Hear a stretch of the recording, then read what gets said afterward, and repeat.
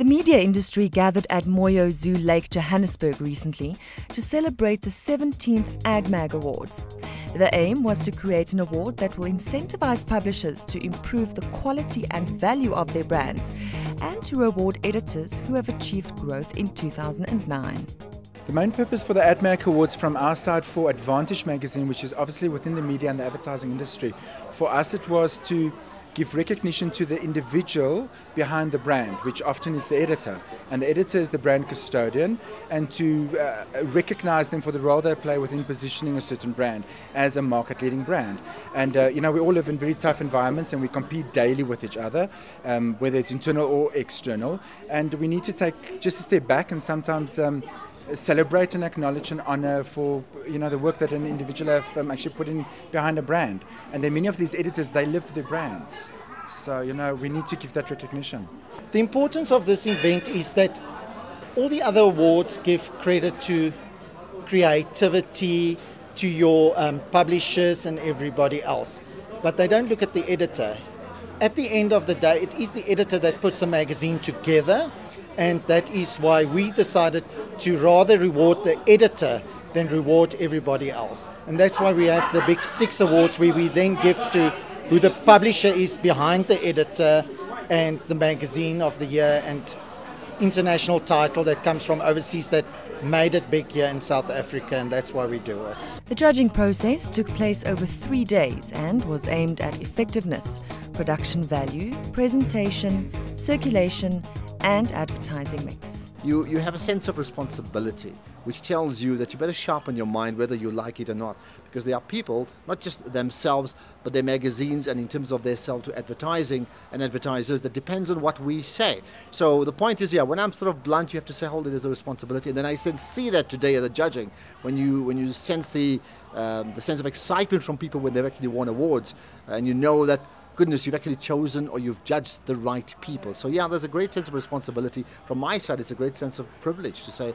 hold it, I can actually be a part of shaping up opinion in the country. It was quite interesting because we had the judging panel was really made up of people from marketing, advertising, even Sappy Paper and myself in actual journalist, editorial.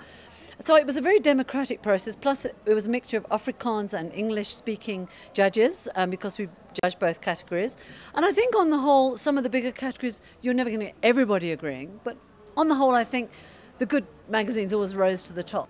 We're now talking to Daniel Munslow, who was also one of the judges of the AgMag. So Daniel, what stood out for you this afternoon in terms of the winners? I think overall it was great to see that there was a huge degree of innovation among most of the entrants.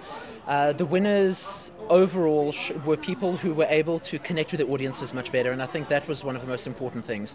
They were able to create brand extensions, they were able to extend into social media in an innovative way, and that's across all platforms. They were able to make good use of Facebook, Twitter, other social networking websites.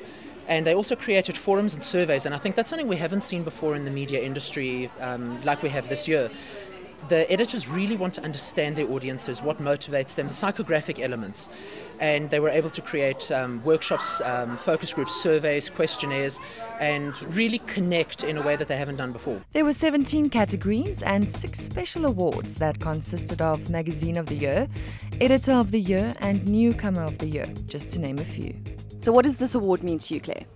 It's an incredible honour to be acknowledged by your peers. I think for starters, all the judges in the industry have looked at the magazine and they've all said, this one gets the nod from us, and they all know what they're talking about. They all know what makes a good product, and I believe that an award like this means quite a lot to our readers as well. Innovation for us has been extremely important, and I think that's really been the key to this win, and that I had some very specific things I wanted to achieve within the magazine, and they included being more representational, both of the people who live in this country and also geographically, to make the magazine more newsy, a bit more cutting edge, and also to be the first in terms of decor and design and trends. And I think those are the things that we've worked at being innovative, and it's shown. There was one particular award that stood out on the day, which was the Lifetime Achievement Award that celebrated Tony Kunderman's contribution to the industry. Well, it's amazing to get the kind of recognition you know, as a journalist, you're always in the background. You're the person who reports the events, but you're not part of the events. So it's really quite amazing to get that kind of recognition in my position. Well, you know, Tony Kunderman, you know, he has spent years and years, decades of his life handing out awards to other people. And I've always wondered, you know, why it is that people who do so much for the industry never get rewarded. So I must say, I'm really thrilled and delighted. The highlight for me, speaking purely as a man, was to see Car Magazine getting an award again. I mean that's a legend. I've had 67 cars. I've bought every one of them on the recommendations of Car Magazine. But I was also delighted, I must tell you, to see Drum Magazine getting an award. That's a magazine that goes right back into the struggle history. And it was part of the struggle. And, you know, it has survived. And then again, you get Huisgenoot. I mean, really, Huisgenoot is a magazine that's been there longer than I have. It's a magazine I can remember as a kid being around. So it's wonderful that the brand has managed to be able to be sustained, to be modernized, and to be able to come up with content that modern people enjoy. And that's always a great thrill to me when not only the newcomers get awards, but the golden oldies as well.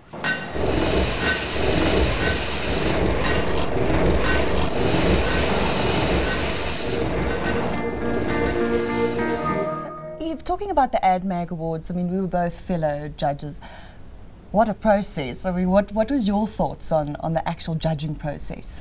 It is. I think it's a really good judging process. They've got many different people there. I think they had 20 judges in all, if I can remember correctly. More than previous. Absolutely. And it was people from different walks of life with different expertise and different things to bring to the table. A very rigorous process, as you know. We sat there all day looking at many, many magazines. And just for me, from a media perspective, it was interesting really to sit there and go through one after the other, because it's my trade every day. But I don't think you get the time to really look at it that closely. Sure. So, yeah. Highlights on the day in terms of the awards? I think the guys that are really going to go out there and win are the ones that are starting to talk to their consumers in multiple different platforms. Oh, I agree with you. Yeah. Innovation, innovation, innovation. Definitely, but also understanding that they're a brand and they need to understand that they must connect with the people that they're talking to in any which way that those consumers want to be talked to. And so whether it's a website, a Moby site, a workshop, and in that way they really ensure that they're in touch with their readers, and that's how I think the survivors are going to be at the top of the pile. Can't agree with you more. For print to survive, absolutely. Definitely. Right.